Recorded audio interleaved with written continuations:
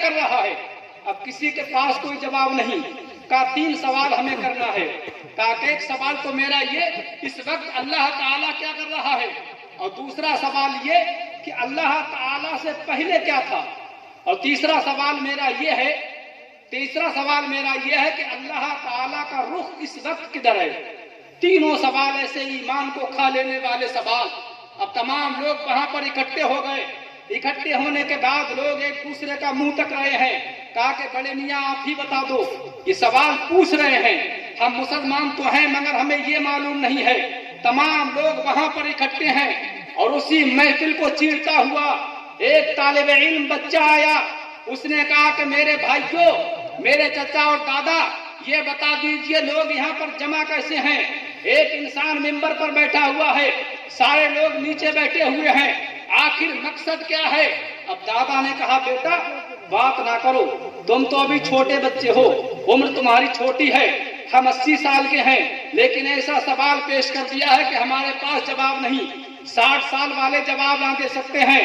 اس نے کہا کوئی بات نہیں، ہو سکتا ہے میرے ذہن میں جواب آ جائے، اس لیے کہ میں اللہ کے رسول کا قرآن پڑھنے والا ہوں، میں اللہ کے رسول کے دین کی تعلیم حاصل کرنے والا ہوں، مجھے پہنچنے کا موقع دیا جائے. لوگ اس کی طرف دیکھ رہے ہیں، چھوٹا سا بچہ ہے لیکن ممبر شریف کی طرف بڑھ رہا ہے. آنے کے بعد وہ ممبر شریف کے قریب ہوا اور قریب ہونے کے بعد پوچھا آپ ہی سوال کر رہے ہیں؟ کہا کہ ہاں میں ہی سوال کر رہا ہوں. کہا کیا سوال کر رہے ہیں؟ کہا میرا سوال یہ ہے کہ اس وقت اللہ تعالیٰ کیا کر رہا ہے. کہا اچھا آپ کا سوال ہے؟ کہا کہ ہاں. کہا سوال کرنے والا نیچے بیٹھتا ہے اور جواب دینے والا اوپر بیٹھتا ہے، پہلے آپ نیچے اتریے. اب اس بچے نے جس کی عمر تقریباً 8 سال کی ہے لیکن قرآن پاک کی تلاوت کرنے والا ہے، حدیث مصطفیٰ کا پیغام اپنے سینے میں جذب کرنے والا ہے، اس نے پہلے ہی کہہ دیا کہ آپ نیچے اتریے. اس کے تیور دیکھ کر بد عقیدے کا دل دہل جاتا ہے. یہ دیکھنے میں بچہ ضرور ہے مگر اس کی شان یہ معلوم ہو رہی ہے یہ بچے ہیں مگر اسلام کی آنکھوں کے تارے ہیں. یہ بچے ہیں مگر اسلام کی آنکھوں کے تارے ہیں. یہ بچے حافظ قرآن رسول اللہ کے پیارے ہیں. اور پیروسوں اور مشینوں کی شمشیر ہم کو ضرورت کیا جب بچوں کے ہمارے سینوں میں ہی 30 پارے ہیں. جب بچوں کے ہمارے سینوں میں ہی 30 پارے ہیں. اس کا تیور بدل گیا. آپ نیچے اتریے. اب وہ امام صاحب یا جو اپنے وقت کے وہ مدرس تھے نیچے اتر گئے. کہا کہ اب آپ سوال کیجئے کہ سوال ہے. کہا میرا سوال یہ ہے اس وقت اللہ تعالیٰ کیا کر رہا ہے. اس نے تیور بدلتے ہوئے کہا جواب آپ مجھ سے پوچھنا چاہتے ہیں؟ کہا ہاں جواب آپ ہی سے لینا چاہتا ہوں.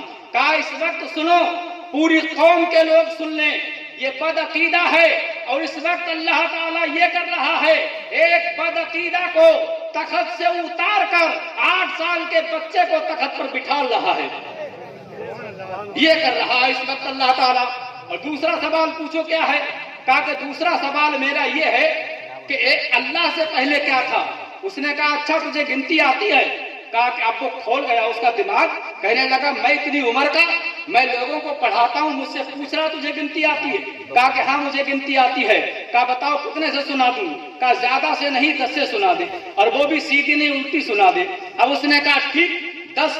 کہا 10 سے پہلے 9، 9 سے پہلے 8، 8 سے پہلے 7، 7 سے پہلے 6، 6 سے پہلے 5، 5 سے پہلے 4، 4 سے پہلے 3، 3 سے پہلے 2.